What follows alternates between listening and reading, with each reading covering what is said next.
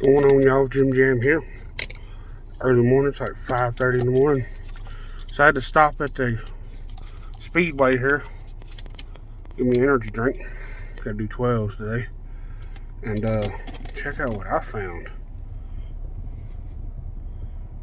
Parmesan roasted garlic Pringles.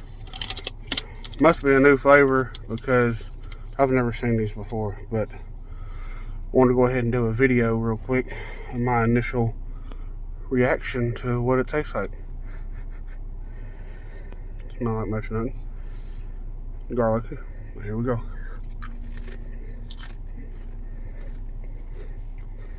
It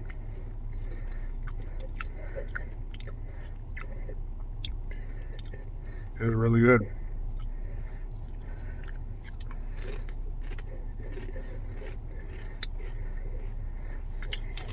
Oh yeah.